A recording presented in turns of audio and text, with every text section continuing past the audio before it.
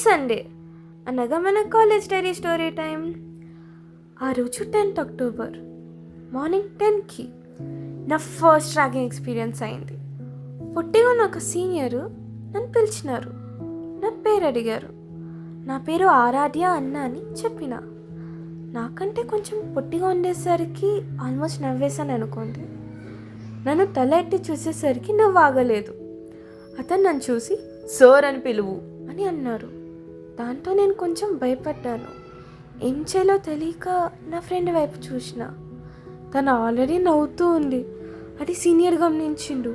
ఏంది అని అరిచేసరికి మేము ఇంకా భయపడిపోయినాం.